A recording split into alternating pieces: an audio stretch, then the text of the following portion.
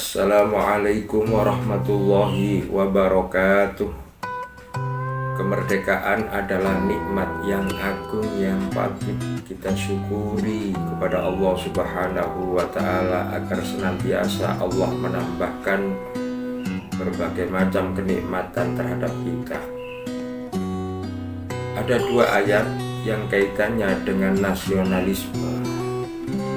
Yang pertama adalah innalladzi faradha 'alaikal qur'ana laraduka ila ma'ad, bahwa Allah Subhanahu wa Ta'ala yang menfardukan, yang mengharuskan kalian untuk berhukum yang ada di dalam Al-Quran, laraduka ila ma'ad, akan mengembalikanmu terhadap tempat asal. Ma'ad ini oleh ahli tafsir mereka berbeda pendapat. Yang pertama, ada yang memberikan makna Makkah.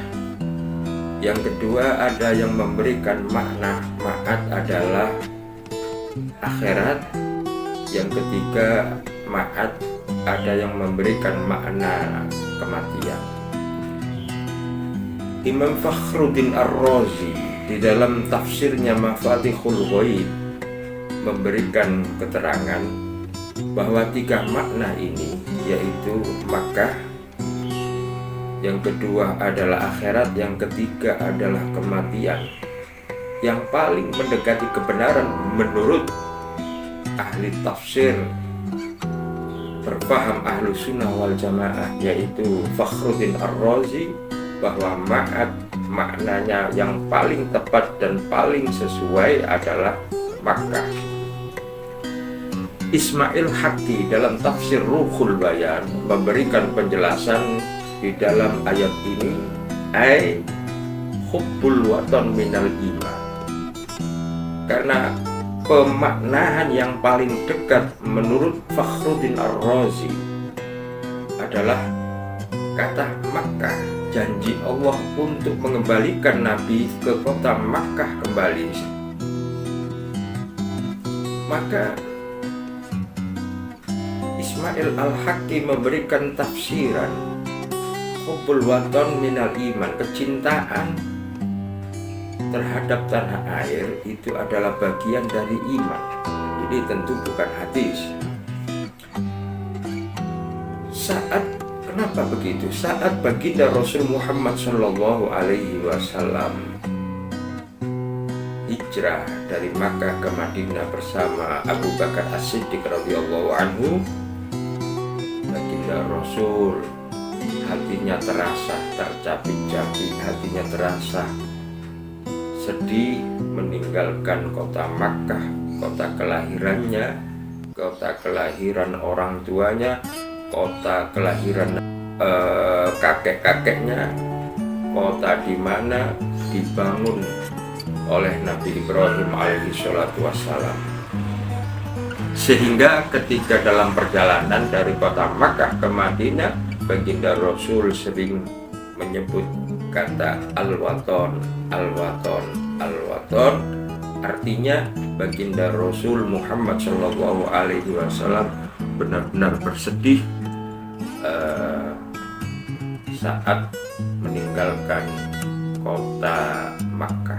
Akan tetapi kesedihan itu dijanjikan oleh Allah Subhanahu wa Ta'ala di dalam surat Al-Qasas, innalladzi faradha 'alaikal qur'ana laraduka ila ma'ad, dan terbukti di kemudian hari baginda Rasul Muhammad Shallallahu Alaihi Wasallam diberi kesempatan untuk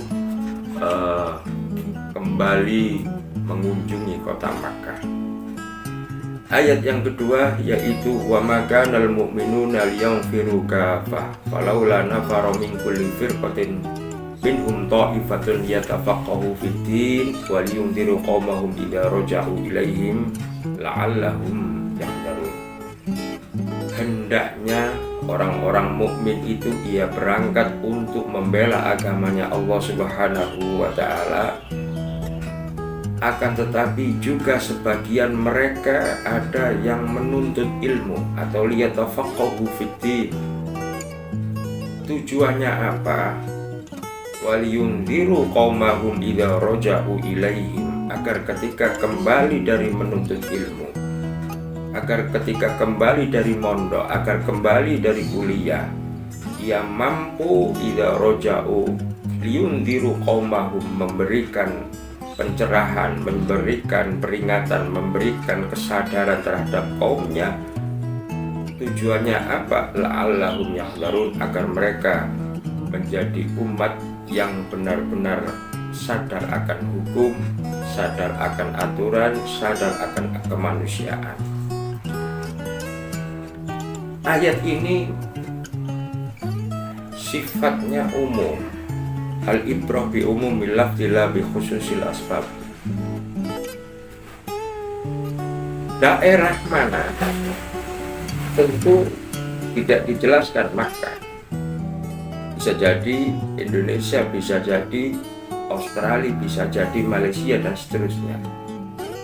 Ketika komunitas Islam itu berjuang membela agamanya Allah Subhanahu wa Ta'ala, akan mereka tidak semuanya berangkat perang, tetapi ada bagian-bagian dari mereka yang pergi menuntut ilmu agar ketika kembali ia mampu menyumbangkan ilmunya terhadap masyarakatnya. Artinya ini perintah Allah Subhanahu wa Ta'ala di kepada seluruh umat muslim untuk berbondong-bondong agar giat membangun daerah masing-masing dengan ilmu, di samping giat berjuang membela agamanya Allah Subhanahu wa Ta'ala. Demikian yang bisa kami sampaikan. Kembali lagi, selamat memperingati HUT RI ke-79. Kemerdekaan bukanlah hanya sebatas kebebasan, akan tetapi kemerdekaan adalah berbicara tentang persatuan dan cinta tanah air. Mudah-mudahan Allah memberikan kita mampu bersyukur kepada pahlawan. Assalamualaikum warahmatullahi wabarakatuh.